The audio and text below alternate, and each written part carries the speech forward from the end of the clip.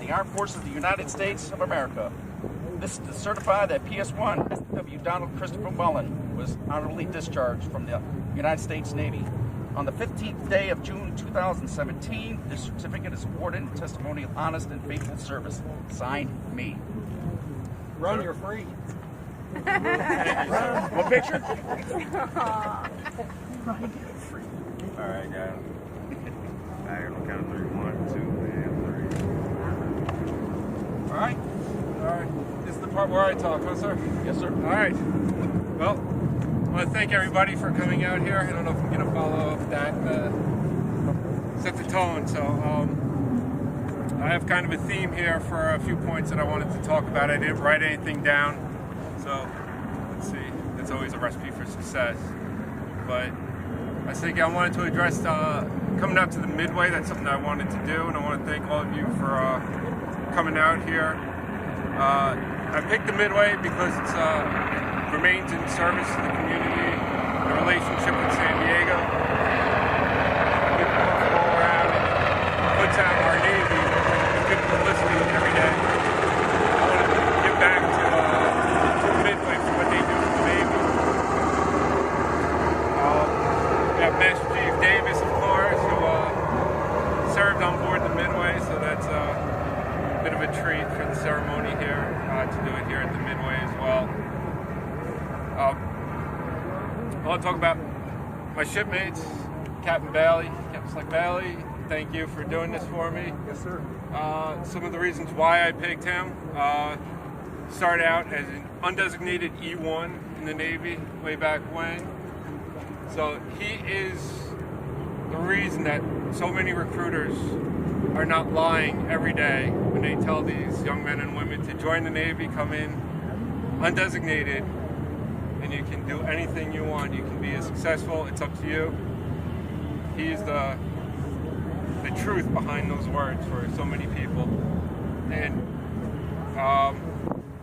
you get to know his personality a little bit. And for myself, I'm glad to see that people like him can still be as successful as he is in the Navy.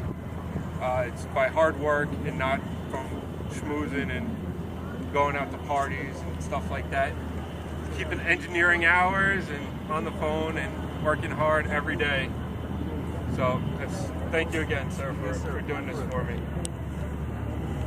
So the final part, so talk about the ship, I talk about my shipmates. So myself, really, my family here, coming out. And that's the whole point of doing this in public. A public thank you for everything you've done over the last 6 years. As I re-enlisted, Allison was pointing out, it was just last time it was her and I in office. And as a result of me taking this oath, so many things, two deployments to Bahrain, where I wasn't there, where kids are at Nana and Grandpa's and for hours, and pickups at school and drop-offs everywhere. Russell tearing up my kitchen and putting in a granite slab and any number of moving furniture, but the pavers in my backyard showed up. And Leah and James for being great friends and being there for Allison. Emily and Ryan, it's not only just like a thank you for being there for me, but also kind of acknowledging that what I'm about to do is it's obligating not just myself, but you two as well, and you, Allison. So I wanted to thank you all for going along with me. I wanted to talk about the first time I took the oath. So it's kind of a crazy idea I had, not knowing what I was getting myself into. Didn't do it for 4 years, just do my service and be done with it. But it turns out that the Navy is really something that fit with me, that I couldn't imagine doing anything else, just with my personality. It's the right level. I've seen the world, and crazy people and high stress. These are all things I apparently need in order to keep going. So Same here. I couldn't imagine doing it any other way. So for that, I don't know what to tell you. You're stuck with me. So whatever the next 6 years holds for us, I can't promise you anything, but I do want to thank you all for coming along with me, doing all the things that should be done so that I can do what it is that I do. Sir, I think that's good. My speech. That is a big deal too. A lot of the reenlistments, usually after you kick them out of the Navy and you ask them to say something. A lot of people don't say anything, and I know that my day is coming. A little bit like the retirement ceremony. You know, I don't know if you've ever been to a retirement ceremony where the service member gets up and he's got to say a speech. And that's what I was worried about this September if I had to do. You know, talking to your family and how much they mean to you and how they supported you, because that's a big one. We're gone so long sometimes that when you come home, you recognize your kids just walking right by you. You know, they're so used to like me being gone. And the house functions around you instead of with you sometimes. And that's the part that hurts for me and people that have stayed in a long time.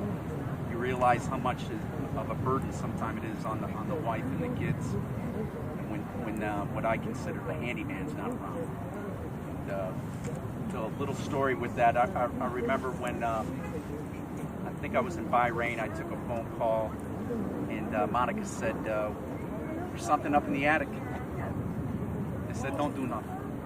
Don't do nothing until I get home. Well, it sounds like it's scratching on the walls. All right, well, don't do nothing. I'll be home in a month. She didn't listen. She calls somebody in the yellow pages, and the guy goes up in the attic and lays mouse traps. All right, I've been in the attic. There's no mice up there. The house ain't that old. So, she tells me what she did, and the guy came down with a mouse in the trap, as a good tech would, right? So I get home, and she goes, well, there it is. There's that sound. I go, turn down that damn TV. I go, hold on. I go outside, get up on the hill with a big flashlight, and there's an owl in the crevice of the wall, you know, I go, there's your scratching. And how much did you pay for that so-called mouse to come out of the attic? $250. So, it just goes to show that we need to be home with our family. So, I'm happy for you. I'm pleased. I'm overwhelmed. What a beautiful day in San Diego. Some people like it. Some people can do without it. But there's a lot of money to be spent. Right after this, I'm sure we're all going out on your dime right there. At least that's what he said.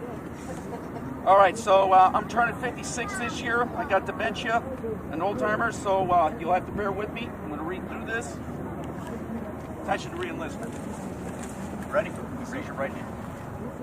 I state your name. I, Daniel Christopher Mullen, Do solemnly swear do solemnly swear that I will support and defend the Constitution of the United States I will support and defend the Constitution of the United States against all enemies, against all enemies, foreign and domestic, and that I will bear true faith that I will bear true faith and allegiance to the same, and allegiance to the same, and that I will obey the orders and I will obey the orders of the President of the United States of the President of the United States and the orders of the officers appointed over me, and the orders of the officers appointed over me, according to military regulation according to military regulation and the Uniform Code of Military Justice. and the Uniform Code of Military Justice. So help me God. So help me God. Sir. Congratulations.